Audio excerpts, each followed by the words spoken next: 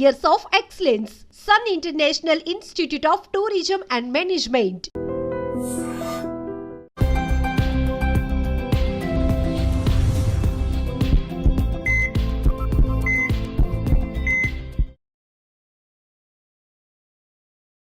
నమస్తే సార్. నమస్తే. ఎలా ఉన్నారు సార్? Fine good.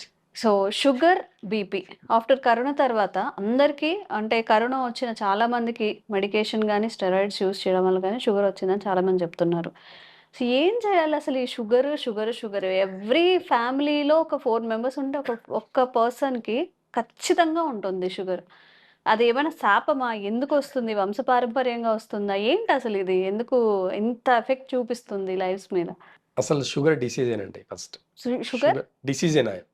డిసీజేనా? డిసీజేనా? ఇది రోగమేనా? మీరే చెప్పాలి మరి. మరి రోగం అయితే ఇంత మోడర్న్ టెక్నాలజీ, ఇంత టెక్నాలజీ పెరిగింది కదా, మరి ఎందుకు పర్మనెంట్ సొల్యూషన్ రాలే? క్యాన్సర్ కి కూడా పర్మనెంట్ గా ట్రీట్మెంట్ చేస్తున్నారు ఇప్పుడున్న సిస్టమ్. ఈ మోడర్న్ సిస్టమ్ అంతా కూడా క్యాన్సర్ కి ఉన్న కీమోథెరపీ ఏదో ఇచ్చి సర్జరీ చేసి ఏదో పర్మనెంట్ గా ట్రీట్మెంట్ చేసేసి ఎనఫ్ అక్కడితో అయిపోతుంది. మరి ఎందుకు మీరు అన్నట్టు షుగర్, బీపీ, థైరాయిడ్ కి జీవితకాలం మెడిసిన్స్ వేసుకోవాలి? అసలు ఇవి ఇంత వ్యాధులేనా?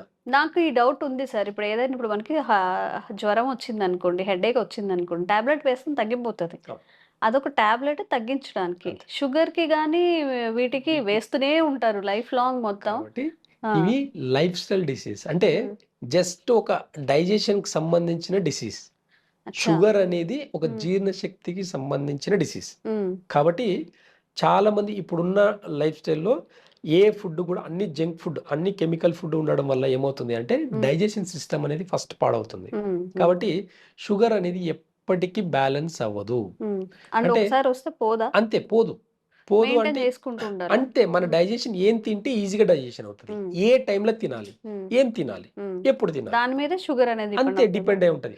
కాబట్టి మీరు ఎంత చేసినా ఒక డిసీజ్ కి లైఫ్ టైం డిసీజ్ అనేది ఏదీ లేదండి. మనం అనుకుంటాం స్కిన్ క్యాన్సర్ అంటే క్యాన్సర్ రోగాలు, ఎన్నో రకాల క్యాన్సర్స్ కూడా కొంతకాలం వరకు మాత్రమే ట్రీట్మెంట్ చేసుకుంటే తగ్గిపోతుంది. కానీ ఈ షుగర్, బీపీ, థైరాయిడ్ కి ఎందుకు జీవితకాలం అవసరం అంటే ఇవన్నీ కూడా లైఫ్ స్టైల్ డిసీజెస్. ఇప్పుడు చూడండి, బీపీ అని అంటున్నాం మనం. మన దగ్గరికి నాడిపతి, మనం నాడి చూసి రోగం చెప్తాం అనమాట. నాడి చూసినప్పుడే మనకు రూట్ కాస్ లో ప్రాబ్లం ఏందో తెలుస్తుంది. ఈ రూట్ కాస్ లో ప్రాబ్లం ఎక్కడ వస్తుంది అని అంటే, మనం నాడి చూసినప్పుడే, ఇప్పుడు ఎగ్జాంపుల్ గా లివర్ బాగాలేదు ఒకరికి, ఓకేనా? ఇప్పుడు బీపీకి ఎగ్జాంపుల్ చెప్తున్నాను నేను. బీపీకి అసలు బీపీ అంటే ఏంది? బ్లడ్ ప్రెషర్, ఓకేనా? బ్లడ్ ప్రెషర్ చాలా సింపుల్ వర్డ్ ఇది, ఓకేనా? లివర్ బాగాలేదు, లివర్ బాగాలేని ఒక హార్ట్ ఏం చేస్తుంది? హార్ట్ యొక్క పని ఏంటి? అన్ని సెల్స్ కి కానివ్వండి, అన్ని ఆర్గాన్స్ కి బ్లడ్ సప్లై చేయడం, బ్లడ్ అనేది పంప్ చేయాలి. లివర్ బాగాలేదు, లివర్ బాగాలేనప్పుడు హార్ట్ ఏం చేస్తుంది? ఈ లివర్ కి, హార్ట్ నుంచి లివర్ కి ఎక్కువ ఫోర్స్ తోటి బ్లడ్ ని సప్లై చేస్తుంది. ఎందుకంటే ఇది బాగాలేదు కాబట్టి ఎక్కువ ఫోర్స్ తోటి చేస్తుంది. హార్ట్ బ్లడ్ ని ఏం చేస్తుంది? ఫోర్స్ గా పంపిస్తుంది. బ్లడ్ ని ఫోర్స్ గా పంపిస్తుంది. Blood BP, blood pressure. Heart blood ని ప్రెషర్ గా పంపించడని ప్రాసెస్ ని బీపీ అంటున్నాం. అంతే తప్ప బీపీ అనేది రోగం కాదు.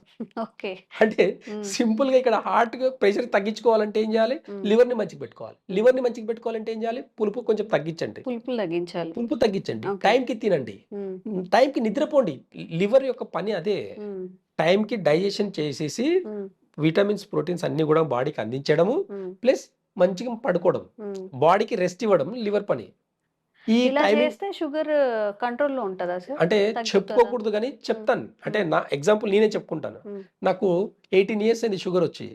ఫస్ట్ లో నాకు కూడా కంగారుతో ఏం చేసిన అంటే ఒక 1 year దాకా టాబ్లెట్ వేసుకున్నా, కానీ ఎక్కడ కంట్రోల్ ఏది కాదు. తర్వాత ఈ ఏదైతే ఆయుర్వేద అయితే ఉందో, అక్యుపంచర్ ఏదైతే ఉందో, నేచురల్ సైన్స్ ఈ మూడింటిని కూడించి నేను టాబ్లెట్ మానేసి ఈ మూడింటిని ఫాలో చేస్తూ వచ్చాను కొన్ని రోజులు. చాలా మందికి ఇప్పుడు నేను 16-17 years నుంచి ఒక టాబ్లెట్ వేసుకోలేను నేను ఇప్పటి వరకు. సంవత్సరం ఒకసారి అన్ని రకాల బ్లడ్ టెస్ట్లు చేసుకుంటాను. టాబ్లెట్ కూడా వేసుకోకుండా షుగర్ కంట్రోల్లో ఉండాలంటే ఏం చేయాలి? అదే అండి, మార్నింగ్ ఖచ్చితంగా 7 to 9 మధ్యలో తినండి. ఒక టిప్, మార్నింగ్ 7 to 9 మధ్యలో ఖచ్చితంగా తినాలి, హెవీగా తినండి. తర్వాత 9 to 11 ఫాస్టింగ్ చేయండి. మార్నింగ్ 9 to 11 మధ్యలో ఫాస్టింగ్. వాటర్ కూడా తాగకూడదు. ఒక గంట గ్యాప్ ఇవ్వాలి. 2 గంటలు. Morning 9 to 11. ఓకే, 2 9 to గంటలు. 11 2 అవర్స్ ఫాస్టింగ్ చేయండి. 7 to 9 మధ్యలో బ్రేక్ఫాస్ట్ అనకుండా మంచిగా మీల్స్ లంచ్ చేయండి మంచిగా. మధ్యాహ్నానికి కావాలంటే బ్రేక్ఫాస్ట్ చేయండి. నైట్ స్కిప్ చేయండి, లేదంటే జ్యూసెస్ ఏమైనా తాగేసి లిక్విడ్స్ ఏమైనా తాగేసి ఉండండి. ఇలా చేస్తే ఒక 6 months చేసి చూడండి, షుగర్ కంప్లీట్ గా నార్మల్, డైజెషన్ సిస్టమ్ మొత్తం మారిపోతుంది. హాస్పిటల్స్ అన్ని పెద్ద, అసలు మీరు చెప్పేది వింటే షుగర్ పేషెంట్స్ కోసమే కట్టిన హాస్పిటల్స్, డాక్టర్స్ అందరూ నిజంగా కాంట్రవర్సరీ అవుతుందేమో మీరు అన్నట్టు స్టార్టింగ్ లో. కాబట్టి ఎక్కడ చెప్పలేదు. ఇవాళ ఒక సిచ్యువేషన్, నా సందర్భం నా గురించి, అందుకే ఎగ్జాంపుల్ నేనే ఇక్కడ. చాలా మంది పేషెంట్స్ ఉన్నారు, చాలా విఐపి పేషెంట్స్ ఉన్నారు నాకు. చాలా మంది టాబ్లెట్లు మానేసి, బీపీకి థైరాయిడ్ కి టాబ్లెట్ మానేసి కూడా హ్యాపీగా లైఫ్ స్టైల్ చేంజ్ చేసుకుని హ్యాపీగా ఉండే వాళ్ళు నా దగ్గర చాలా మంది ఉన్నారు పేషెంట్స్. కాబట్టి ఇవన్నీ లైఫ్ స్టైల్ డిసీజ్ కాబట్టి ఎలాంటి టెన్షన్ లేకుండా టాబ్లెట్ మానేసేదానికి ముందు లైఫ్ స్టైల్ ని చేంజ్ చేసుకోండి. ఏం తింటున్నాం, ఎలా తింటున్నాం, ఎంత స్పైసీ ఎంత తినాలి, పులుపు ఎప్పుడు తినాలి. మనం చాలా వరకు చూస్తే ఎండాకాలంలో మాత్రమే పచ్చి పులుసు చేసుకుని తింటాం, చింతపండుతో ఎక్కువ తింటాం. రీజన్ ఏంటి అంటే చలవ చేస్తుంది అని చెప్పి తింటాం. కానీ ఆ చలవ అనేది ఇప్పుడు వర్షాకాలం వచ్చినప్పుడు పచ్చిపులు చేసుకుని తినము. రీజన్ ఏంటి అంటే బాడీ ఇంకా ఓవర్కూల్ అయిపోతుంది. ఓవర్కూల్ అంటే ఏంటి, ఇండైజెషన్, ఎక్కువ గ్యాస్ క్రియేట్ చేస్తుంది. యాసిడ్స్ ఒక టైం డైజెషన్ ఇన్బ్యాలెన్స్ అయింది అంటే యాసిడ్స్ ఫుడ్ ఆపేసేయాలండి, పుల్లటి వస్తువులు ఆపేయాలి. ఆపేస్తే ఆటోమేటిక్ గా బాడీ అనేది కంట్రోల్లోకి వస్తుంది. సార్, షుగర్ పేషెంట్స్ మీరు చెప్పారు, టైమింగ్స్ చెప్పారు, ఎలా తినాలని చెప్పారు, ఏం తినాలి కూడా చెప్తే. అంటే సిస్టమ్ ఎలా ఉంది అంటే, పాతకాలంలో చూడండి మార్నింగ్ టైంలో మంచిగా పుష్టిగా తినేది, నో లిమిట్ ఏం పెట్టుకునేది కాదు. అయితే ఇప్పుడుండే లైఫ్ స్టైల్ ఏంటంటే టేస్ట్ కోసం ఎక్కువ తింటున్నారు. అంటే మల్టిపుల్ కాంబినేషన్స్ కలుపుతున్నారు. కొన్ని దాంట్లో పెరుగు కలపకూడదు, కొన్ని కాంబినేషన్స్ లో పెరుగు కలుపుకొని తింటున్నారు. ఈ కాంబినేషన్స్ అనేవి టేస్ట్ కోసం ఎక్కువ ఫుడ్ అనేటివి ఎక్కువైపోయింది. బ్రెడ్ అనేది తినకూడదండి. అంటే మైదా, కంప్లీట్ గా మైదా.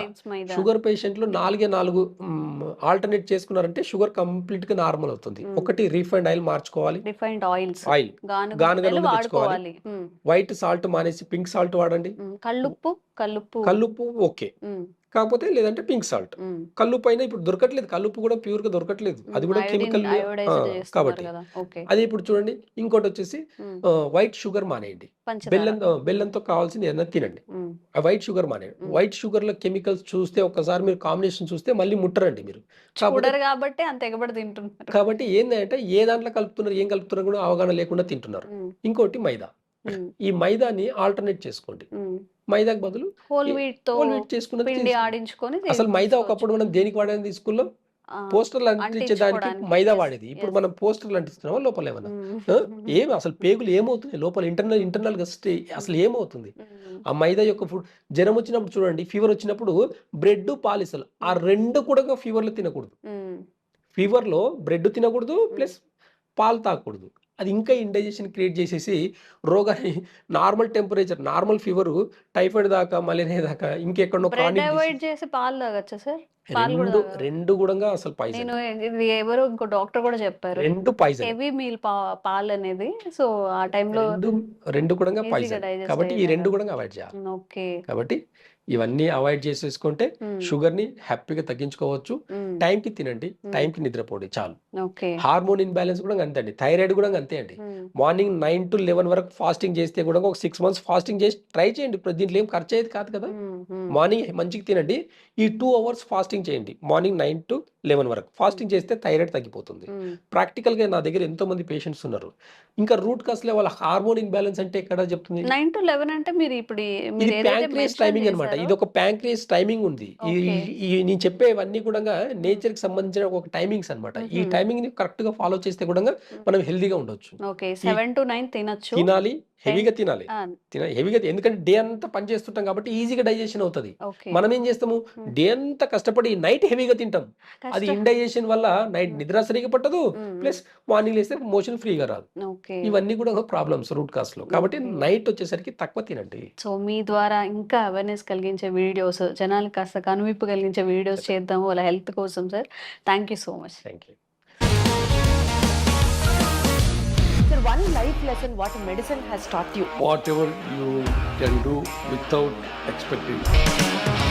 బట్ ఐ రియలీ బిలీవ్ మన పాజిటివ్ యాటిట్యూడ్ ఉంటేనే మనం ఏదైనా సాధించగలం. గట్ని మనం కరెక్ట్గా డీల్ చేసినట్లయితే అది మనకి పాజిటివ్ హార్మోన్స్ని రిలీజ్ చేస్తుంది. షుగర్ వచ్చిన వాళ్ళ పరిస్థితి ఏంటి? పొట్ట దగ్గర పెరిగితే దాన్ని ఆండ్రాయిడ్ అంటారు, ఆండ్రాయిడ్ ఫోన్ కదా. అసలు థాట్స్ ఎందుకు వస్తాయి? బ్రెయిన్ డెడ్ అంటే దానికి ప్రపంచం అంతా కూడా కొన్ని నిర్దిష్టమైనటువంటి లక్షణాలు. మానసికంగా ధైర్యంగా ఉంటే క్యాన్సర్ జయించవచ్చు. You are a doctor for a cause sir, అంతే. వాళ్ళకి వచ్చిన ఆదాయం కాకుండా ఫ్రీ సర్వీస్ ఎంతమందికో చేస్తుంది.